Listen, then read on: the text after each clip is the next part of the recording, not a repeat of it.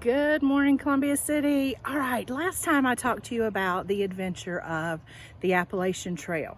Well, now I'm going to read you a book about a little girl who wants to try something new. And before I start the book, my recommendations, and it's based on adventure, are the Extreme Adventures by Justin Death. He has adventure books on sharks and crocodiles and grizzly bears, all kinds of animals. And then some oldies but goodies are the Wishbone series. Wishbone is a little dog who takes you on adventures. Oh, can y'all see that bee? I don't know if y'all can see the bee or not, who's decided to join us. Wishbone takes you on adventures through history. So these are my two recommendations for chapter books. Now, the book we're going to read today is Beetle McGrady Eats Bugs.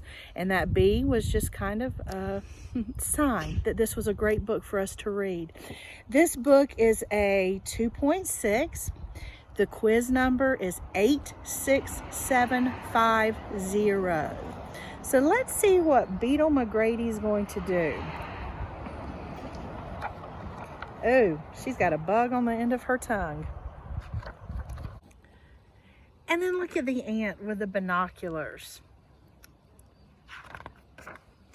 Beetle McGrady had a taste for adventure. She wanted to brave bears like Laura Ingalls Wilder. She wanted to sail oceans like Marco Polo. She wanted to zoom through the skies like Amelia Earhart.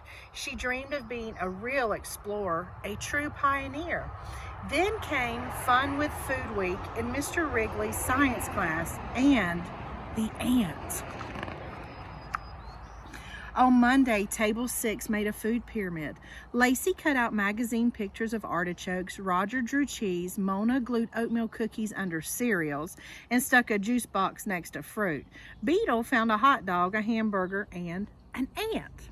An ant! She could be a real explorer, a true pioneer. She, Beetle McGrady, would start her very own food group. Food group number 6, bugs.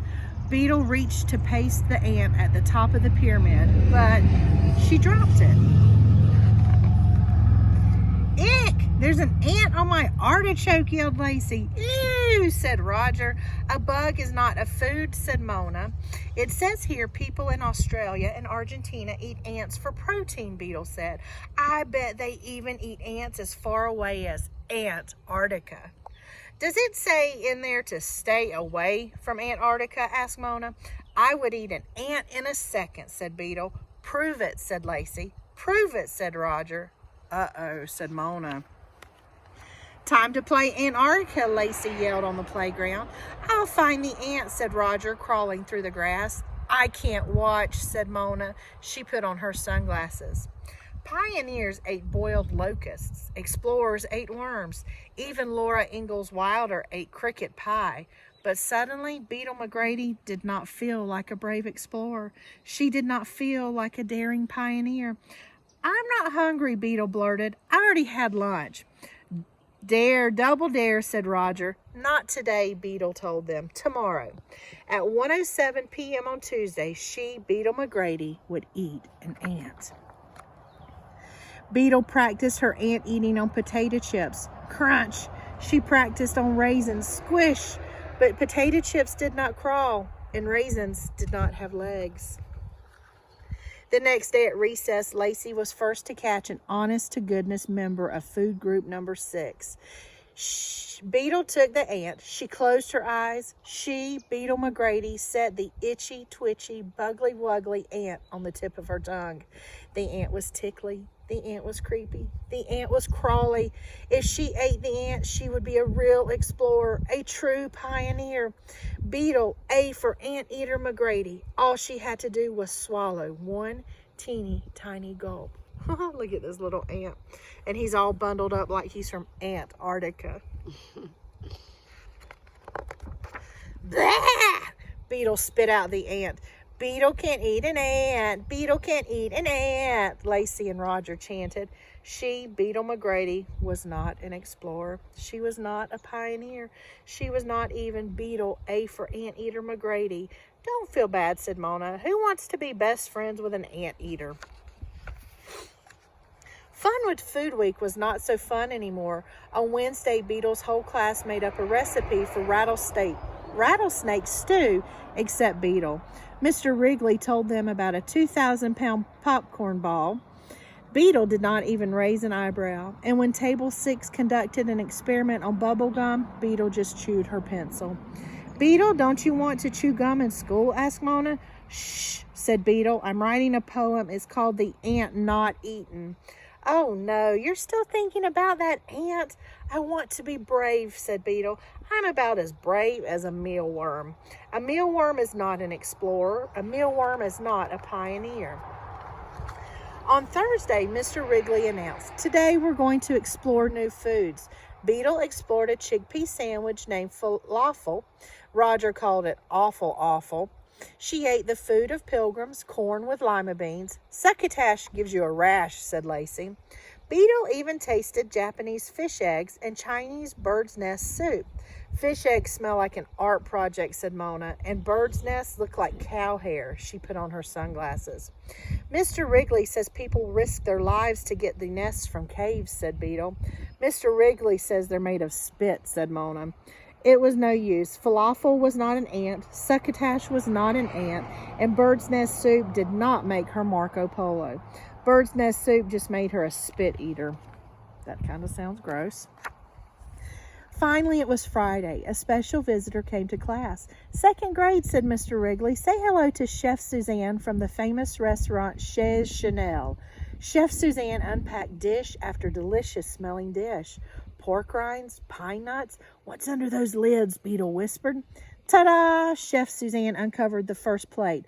All the bugs you can eat. She picked up a toasted cricket, popped it in her mouth, and Crunch ate it in a gulg. The class buzzed like bees. Eh! Blech! Gross! Yuck! Sicko! Today we have Chinese chop suey ants, said Chef Suzanne, Mexican stink bug salsa, cricket pizza from Brazil, even Super Crunch chocolate chip cookies. Beetle eyed the stink bugs, the smelliest of all smellies. Tree worm spaghetti, the squirmiest of all squirmies. Grasshopper tacos, the bugliest. But something smelled good, like bacon frying, like sweet scrambled eggs. Beetle picked up a black witch moth caterpillar. Yuck, I don't think I'm that brave. Beetle dangled the fried caterpillar in front of her nose. She set the caterpillar on her tongue. She rolled it around in her mouth. It was the awfulest of all awful awfuls. The cow-hairiest of all cow hair. Worse than spit. Pilots had to eat caterpillars when their planes crashed. Beetle closed her eyes. She was Amelia Earhart on a desert island. Crunch, crunch, glug. Beetle McGrady's eyes rolled up. Her tongue lolled out. Beetle McGrady flopped to the floor. Kidding! Beetle jumped up with a smile. Caterpillars taste like corn chips. Munch. Stink bugs taste like apples. Crunch. Crickets taste like nuts. Ugh, there's a cricket leg stuck in your tooth, said Lacey. Gross, bug butts and grub guts, yelled Roger. Can we still have cookies if we don't eat any bugs? Asked Mona. Sure, pass them around, said Chef Suzanne. Do you think they're really chocolate chip cookies? I wonder what it really is. Munch, crunch. The cookies were extra gooey, extra crunchy. It's the chips, said Mona. It's the nuts, said Roger. It's the mealworms, said Chef Suzanne. Roger ran for the bathroom. Lacey dashed for the trash can. Uh-oh, said Mona. Eating mealworms makes you brave, Beetle told her. She showed her friend just how to dunk a mealworm cookie into caterpillar fungus tea. That just does not sound like a very appetizing combination. Beetle, A for Anteater McGrady, sipped and slurped her way around the world in 7 bites, like an explorer, a true pioneer. And for dessert, 1 dozen honeypot ants. Today, ants, tomorrow, Antarctica, said Beetle. Crunch, crunch, glug. All right, Columbia City, find you an adventure book. And while we are having to stay close to home, Go on an adventure through a book. It can take you anywhere in the world. Have a fantastic day, and remember, do something nice for someone.